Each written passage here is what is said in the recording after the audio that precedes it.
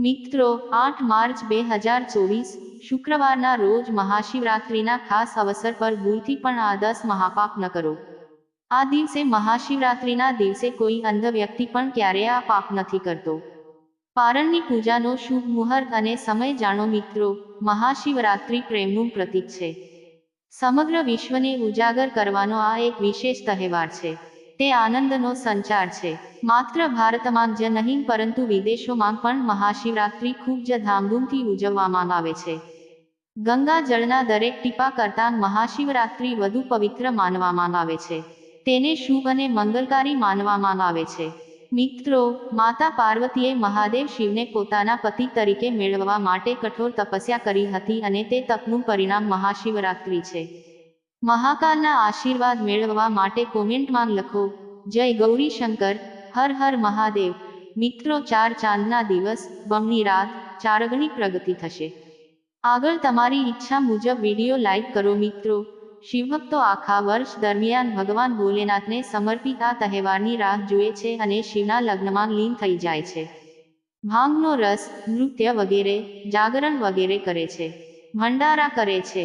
કારણ કે આ મહાવ્રત લગ્નના માર્ગમાં આવતા તમામ પ્રકારના અવરોધો દૂર કરે છે, તમામ મનોકામનાઓ પૂર્ણ કરે છે. આ શિવરાત્રિની રાત્રિ છે અને તે બધા માટે અદ્ભુત રાત્રિ છે. સાધકો, તે જાગરણની રાત છે. કેટલાક લોકો આખી રાત જાગતા રહીને શિવ અને પાર્વતીની આરાધના કરે છે. મિત્રો, આજની રાત જાગતા રહેવાનું એક વૈજ્ઞાનિક કારણ પણ છે. જે વ્યક્તિ યોગી છે, આ રાત્રે ઉર્જાનો પ્રવાહ ઉપરની તરફ હોય છે. સમપ્રકાશ એટલે ગ્રહનું કેન્દ્રીય બળ.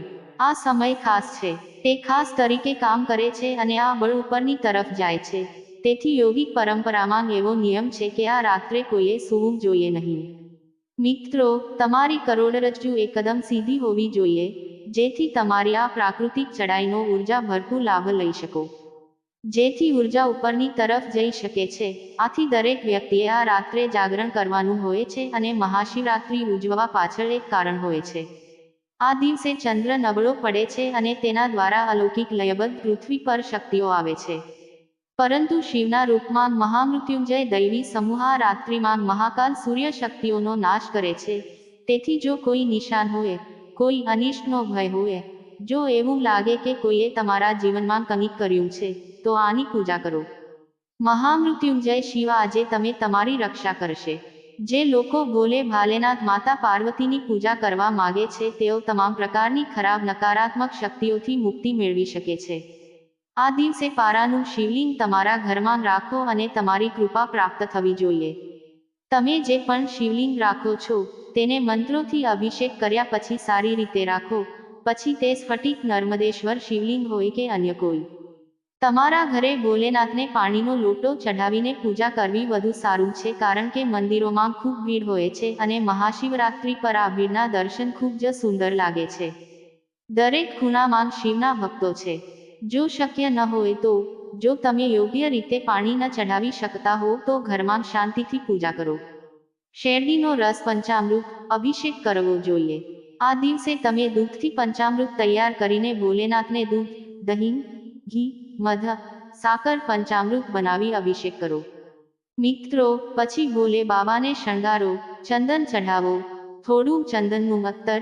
ચંદનનું અત્તર ભોલે બાબાને વિશેષ પ્રિય છે. તમે તેના પ્રિય ફૂલને અર્પણ કરો. તેને આંકડાની માળાથી શણગારો. પ્રજાપતિના ફૂલો, કમળ, ગુલાબ, બેલ અર્પણ કરો. આ ફૂલો તેમને ખૂબ પ્રિય છે. આ અર્પણ કરો અને 5 બીલીપત્રો પણ અર્પણ કરો.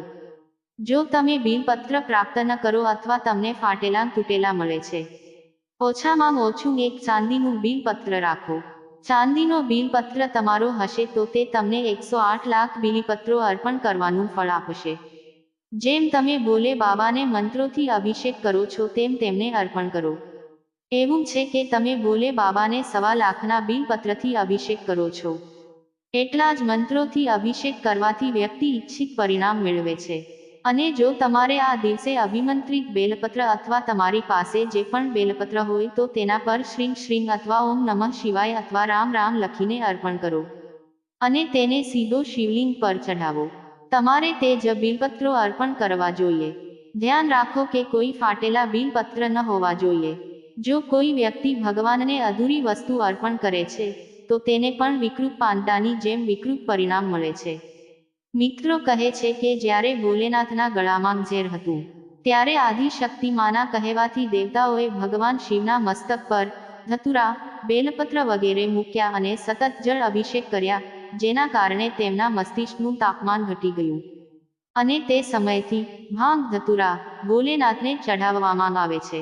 અને શિવ ભક્તોમાં બહુ ઓછા લોકો જાણે છે કે આ જ કારણ છે કે શિવલિંગ પર ભાંગ ધતુરા ચઢાવવામાં આવે છે. મિત્રો, જો તમારા ઘરમાં શિવલિંગ છે તો આ દિવસે તમે ઈચ્છો તો ભગવાન શિવના ત્રિશૂલ અથવા ડમરૂને અર્પણ કરી શકો છો. આપણે સમજી શકીએ છીએ કે શિવજીના ડમરૂનો ડમ ડમ અવાજ મંગલ ગુરુ સાથે સંબંધિત છે. તેમના મસ્તક પર બેઠેલો ચંદ્ર અનંત આકાશમાં તેના તેજથી મહામૃત્યુંજયને પ્રસન્ન કરે છે. અને બુધ વગેરે ગ્રહો આમાં મદદરૂપ થાય છે. તેથી આ દિવસે ડમરૂ અર્પણ કરો. તમે ભોલે બાબાને ડમરૂ પણ પહેરાવી શકો છો. તેમને અભિમંત્રિત કર્યા પછી તમારા શરીર પર ચાંદીનું નાનું ડમરૂ પહેરો. નાસામાં એક મહિલા વૈજ્ઞાનિક છે જેનું નામ સેલિના છે. તેના ગળામાં ભગવાન શિવનું ડમરૂ છે. તેઓ માને છે કે આખું બ્રહ્માંડ શિવ છે, એટલે તમારે પણ તમારા ગળામાં નાનું ડમરૂ પહેરવું જોઈએ. જ્યારે અંગ્રેજ લોકો, વિદેશીઓ ડમરૂ પહેરે છે, શિવનું નામ લઈ શકો તો તમે સાચા સનાતની છો. તમને ગર્વ હોવો જોઈએ કે તમારા પર ભગવાન શિવના આશીર્વાદ છે. તમે સનાતની છો. લોકો તમારા ધર્મને જાણે છે. માત્ર ભગવાન શિવ જ એવી સાચી સાબિતી આપે છે કે હું વિજ્ઞાન છું, હું પ્રકૃતિ છું, બધું જ મારામાં છે. દુનિયાને જોતા રેતીના દાણાથી લઈને બ્રહ્માંડ સુધી આકાશનો દરેક ખૂણો મારામાં સમાયેલો છે. મિત્રો, એટલે જ તમારે ડમરૂ ધારણ કરવું જોઈએ, ત્રિશૂલ ધારણ કરવું જોઈએ. પણ તેને અભિમંત્રિત કરવું જોઈએ. બધા પુરુષો તેને હાથમાં બંગડીની જેમ પહેરી શકે, તે પોતાનામાં જ ચમત્કારિક છે. અને ભોલે બાબા એવા છે જેમના માથા પર શ્રાવણ મહિનામાં કનવરિયાઓ પણ ઘડા તોડે છે. તે ગરીબો આજે પણ ફળ આપે છે. પરંતુ પણ ભોલેનાથ જેટલી ઝડપથી ખુશ થાય છે એટલી જ ઝડપથી ગુસ્સે થઈ જાય છે. કેટલીક ખાસ વસ્તુઓ એવી હોય છે જે તેમને બિલકુલ પસંદ નથી હોતી.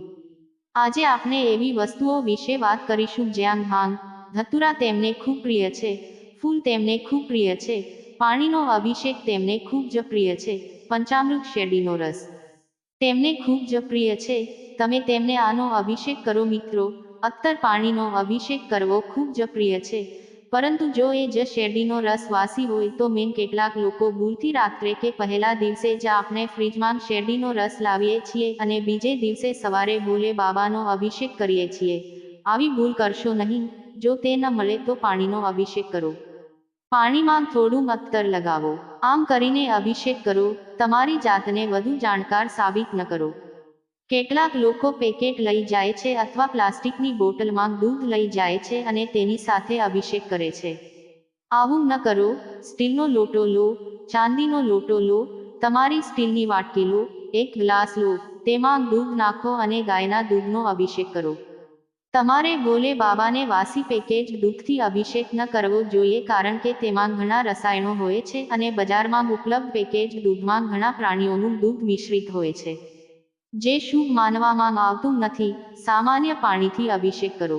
જો તે ઉપલબ્ધ ન હોય તો તે પણ ખૂબ જ ચમત્કારિક છે. તેના બદલે સરસવનું તેલ લો અને તેનાથી અભિષેક કરો. નારિયેળના તેલથી અભિષેક કરો. આ બધું ચમત્કારિક છે પરંતુ કેટલાક લોકો નારિયેળ પાણી પણ ઉપયોગ કરે છે. નારિયેળ પાણીથી અભિષેક ન કરો કારણ કે નાળિયેરને શ્રી એટલે કે લક્ષ્મીનું પ્રતીક માનવામાં આવે છે અને ભગવાન વિષ્ણુની પત્નીનું સ્વરૂપ માનવામાં આવે છે. તેથી તમારે તેને અર્પણ ન કરવું જોઈએ. ભગવાન શિવ નિષેધ છે. તેમના ઘરે દક્ષિણાવર્તી શંખ ભોલે બાબાને ઘણા લોકો અભિષેક કરે છે. મિત્રો, આવું ન કરો. ભગવાન શિવની પૂજામાં શંખનો ઉપયોગ પ્રતિબંધિત છે. કારણ કે ભગવાન શિવે શંખાચૂર નામના રાક્ષસનો વધ કર્યો હતો અને જ્યારે તેનું શરીર બાળવામાં આવ્યું હતું ત્યારે તે શરીરની રાખમાંથી શંખનું નિર્માણ થયું હતું. તેથી શંખને રાક્ષસનું પ્રતીક માનવામાં આવે છે. તેઓ ભગવાન વિષ્ણુના ભક્ત હતા અને તેથી ભોલેનાથની પૂજા કરવામાં આવતી હતી. આ લેખમાં શંખનો ઉપયોગ પ્રતિબંધિત છે. કોઈ પણ ધાર્મિક કાર્યમાં જેમ દરેક શુભ પ્રસંગે હળદર ચઢાવવામાં આવે છે, પરંતુ તમારે ભોલેનાથની પૂજામાં હળદર ન ચઢાવવી જોઈએ, કારણ કે શિવલિંગને પુરુષાર્થનું પ્રતીક માનવામાં આવે છે. તેવી જ રીતે સિંદૂર પણ વર્જિત છે. પતિના લાંબા આયુષ્ય માટે પરિણીત સ્ત્રી સિંદૂર લગાવે છે અને કુમકુમ લગાવે છે, પરંતુ તમે તેને માતા પાર્વતીના નામે ચઢાવો છો, માતા પાર્વતીને અર્પણ કરો છો. પરંતુ ભોલેનાથ એક એકાંતિક છે, તમારે તેને આ વસ્તુઓ ન ચઢાવવી જોઈએ. તમે તેને ભસ્મ અર્પણ કરો, તેનાથી ભોલે બાબા પ્રસન્ન થાય છે. મિત્રો, હવે જો તમારે ચડાવવું જ હોય તો તમે ક્યાં ચઢાવશો? જ્યાં તે ચઢાવવામાં આવે છે. જલધારી જુઓ, શિવલિંગના બે ભાગ છે. એક ભાગ જે લિંગ છે અને તે ભગવાન શિવનું પ્રતીક છે. મિત્રો, બીજો ભાગ જલધારી છે, જ્યાંથી પાણી નીકળે છે. તે દેવી પાર્વતી પ્રતીક માનવામાં આવે છે. તેથી તમે જલધારી પર સિંદૂર, હળદર વગેરે જેવી વસ્તુઓ અર્પણ કરી શકો છો, પરંતુ તમારે તેને શિવલિંગ પર ચઢાવવું જોઈએ નહીં. તેમજ તે ફૂલોના શોખીન છે.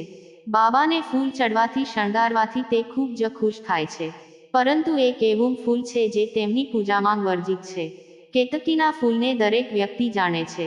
ભગવાન બ્રહ્મા અને વિષ્ણુ વચ્ચે જ્યારે વિવાદ થયો ત્યારે તે સમય વિશે પણ એક ખૂબ જ સુંદર વાર્તા છે. કારણ કે ભગવાન બ્રહ્મા સૃષ્ટિના સર્જક છે, તે પોતાને શ્રેષ્ઠ હોવાનો દાવો કરવા લાગ્યો અને તેવી જ રીતે ભગવાન વિષ્ણુ સમગ્ર સૃષ્ટિના પાલનહાર તરીકે પોતાને શ્રેષ્ઠ હોવાનો દાવો કરી રહ્યા હતા. બંને વચ્ચે મોટો વિવાદ થયો. ત્યારબાદ વચ્ચે એક વિશાળ લિંગ પ્રગટ થયું. હવે બંને દેવતાઓ વચ્ચે એ વાત પર સહમતિ થઈ કે જે કોઈ આ લિંગના છેડાને પહેલા ખસેડશે તે શ્રેષ્ઠ હશે. ત્યારબાદ બંને દેવતાઓએ શિવલિંગની વિરુદ્ધ દિશામાં શોધવાનો પ્રયાસ કર્યો. લાંબો સમય થઈ ગયો છે કે કોઈને શિવલિંગનો છેડો ના મળ્યો. તો ભગવાન વિષ્ણુ પાછા ફર્યા અને થોડા સમય પછી બ્રહ્માજી પણ આવ્યા. મિત્રો, હવે પાછા ફર્યા પછી બ્રહ્માજીએ ભગવાન વિષ્ણુને કહ્યું કે હું શિવલિંગનો છેડો શોધીને આવ્યો છું, અને તેણે કેતકી ફૂલને આ વાતની સાક્ષી તરીકે કહ્યું, પણ બ્રહ્માજી જૂઠું બોલ્યા. હવે જ્યારે બ્રહ્માજી અસત્ય બોલી રહ્યા હતા ત્યારે ભગવાન શિવ ત્યાં પ્રગટ થયા અને ક્રોધમાં આવીને બ્રહ્માજીનું એક માથું કાપી નાખ્યું અને કેતકીના ફૂલને શ્રાપ આપ્યો. કેતકીના ફૂલોનો પૂજામાં ઉપયોગ કરવામાં નહીં આવે, અને આ શ્રાપ હતો કારણ કે કેતકીના ફૂલોને બ્રહ્માજીમાં નિષેધ છે. ભગવાન શિવની પૂજા તેમને ન ચઢાવવી જોઈએ. મિત્રો, બીજી તરફ તે ખૂબ જ સુગંધિત પણ છે અને કહેવાય છે કે તે મોહ માયા તરફ ધ્યાન આકર્ષિત કરે છે. તેથી ભોલેનાથ આ વસ્તુઓથી દૂર રહે છે, તેથી તમારે તેને અર્પણ ન કરવું જોઈએ.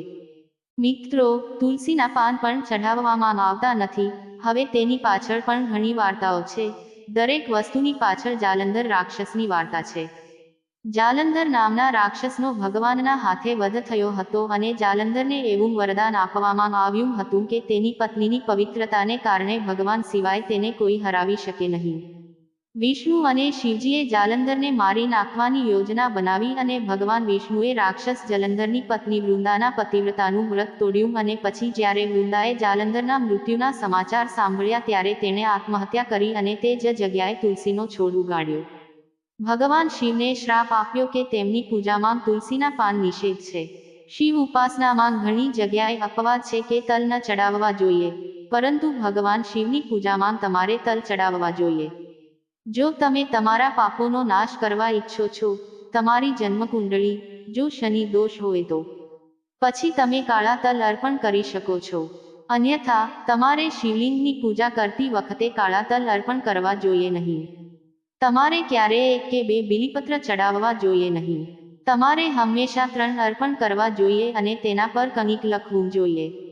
ઓમ લખો, ઓમ નમઃ શિવાય, રામ રામ લખો. તે પછી તે પાંદડાને શિવલિંગ પર ચઢાવો. અને આ સમયે ધ્યાન રાખો કે શિવલિંગ પર બેલના પાન ફાટેલા તૂટેલા ના હોવા જોઈએ. જ્યારે તમે શિવલિંગ પર ચંદન અર્પણ કરો છો ત્યારે મેં ઘણા લોકોને તેમની વચ્ચેની આંગળી વડે ચંદન ચઢાવતા જોયા છે. આનાથી તમારું પાપ એટલું જ વધે છે. તમે જેટલી માત્રામાં ચંદન અર્પણ કરી રહ્યા છો, તેનાથી વિપરીત આવી ભૂલ ક્યારેય ન કરવી. અનામિકા આંગળી સિવાય અન્ય કોઈ આંગળી પર ચંદન ન લગાવવું જોઈએ. માત્ર ભોલેનાથની પૂજામાં રિંગ આંગળીને શુભ માનવામાં આવે છે. ભોલેનાથની પૂજામાં માત્ર અનામિકા આંગળીને જ શુભ માનવામાં આવે છે. મિત્રો, હું તમને અક્ષતનો ઉપાય જણાવવા જઈ રહી છું. તે એક ઉત્તમ ઉપાય છે. મિત્રો, હવે તેની પૂજામાં અક્ષતનો ઉપયોગ કરવો જોઈએ. અક્ષત એટલે તૂટેલા ના હોય એવા ચોખા. તૂટેલા ચોખા ક્યારેય ન ચઢાવો. ભૂલથી પણ ભગવાન શિવની પૂજા કરો ત્યારે હંમેશા આખા ચોખાના માત્ર 5 દાણા જ અર્પણ કરો. જો તમારી પાસે વધુ ન હોય તો એક મુઠ્ઠી ચોખાનો નિયમ છે. બધી પૂજા કર્યા પછી તમારે તમારી મનોકામના પાઠ કરતી વખતે તેને બંને હાથથી અર્પણ કરવું જોઈએ. પરંતુ જો તમારી પાસે એકલા ચોખા ન હોય તો ફક્ત 5 દાણા જ ચઢાવો. આ પણ શ્રેષ્ઠ કહેવાય છે અને આ ચોખાને શ્રેષ્ઠ માનવામાં આવે છે. એવું કહેવાય છે કે બધા દેવતાઓને ચોખા ગમે છે. તમે ઈચ્છો તો તમે તેના પર સુગંધિત પ્રવાહી લગાવી શકો છો અને ભોલેનાથને અર્પણ કરી શકો છો અને અક્ષત અર્પણ કરવાનો અર્થ આ છે. આશય એ છે કે આપની પૂજા અખંડ હોય તે રીતે પૂર્ણ થવી જોઈએ. મિત્રો, તે શ્રેષ્ઠ ખોરાક હોવાથી આ ભાવના તે ઓફર કરતી વખતે ત્યાં હોવું જોઈએ. ભગવાન અન્ય એવું કહેવામાં આવ્યું છે કે ચોખા બધા દેવતાઓને પ્રિય છે. તેથી જો તમે ઈચ્છો તો તેના પર સુગંધિત પ્રવાહી લગાવીને ભોલેનાથને અર્પણ કરી શકો છો. તમે ભોલેનાથને અર્પણ કરો અને અક્ષત અર્પણ કરવાનો અર્થ એ છે કે આપની પૂજા અક્ષતની જેમ પૂર્ણ થવી જોઈએ. મિત્રો, કારણ કે તે અન્નમાં શ્રેષ્ઠ છે, તેને અર્પણ કરતી વખતે આપણને એવી ભાવના હોવી જોઈએ કે હે ભગવાન, આપણને જે કંઈ પણ અન્ન મળે છે તે છે તમારી કૃપાથી પ્રાપ્ત થયેલ છે. આ લાગણી અમારી અંદર રહેવા દો અને આ રીતે અનુભવતી વખતે તમારે ચોક્કસપણે એક મુઠ્ઠી ચોખા અર્પણ કરવા જોઈએ. મિત્રો, આ એક ખૂબ જ સુંદર દિવસ છે અને તમે ભોલેનાથને તુવેર દાળના પાન અને તુવેર દાળ પણ અર્પણ કરી શકો છો. જો તમારા જીવનમાં કોઈ સમસ્યા દૂર ન થઈ રહી હોય તો તેનાથી સુખ અને સમૃદ્ધિ વધે છે. જો કોઈ વિશેષ કાર્ય પૂર્ણ ન થઈ રહ્યું હોય તો મગની દાળ અર્પણ કરવી જોઈએ. સંતાન સુખનો અભાવ હોય તો ઘઉં અર્પણ કરવા જોઈએ. અને શિવલિંગ ગમે તે હોય, પછી ભલે તે પથ્થર, માટી કે ચિનાઈ માટીનું બનેલું હોય, જ્યારે પણ તમે કોઈ પણ મંદિર વગેરેમાં જાઓ, ત્યાં તમારી સાથે શું થાય છે? ઘણા લોકો શિવલિંગ પર ચઢાવેલા પ્રસાદ લઈને પાછા આવે છે. મિત્રો, તે કહેવાય છે કે આ ચંડેશ્વરનો અંશ છે, એટલે કે આ પ્રસાદ ભૂતોનો અંશ છે. તેથી શિવલિંગ પર ચઢાવવામાં આવતો પ્રસાદ ક્યારેય ન ખાવો.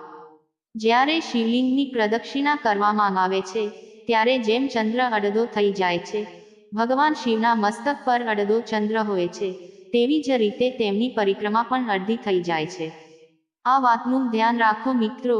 શિવરાત્રિના દિવસે બીજાને દુઃખ પહોંચાડનારા, ખોટી રીતે કોઈને નુકસાન પહોંચાડનારા, નિર્દોષ લોકોને હેરાન કરવા, મંદિરોમાં જતા સમયે ખોટી રીતે ડોકિયું કરનારા, ભગવાન શિવ હંમેશા આવા લોકોને પાપ આપે છે, તેમના પર ક્રોધ કરે છે.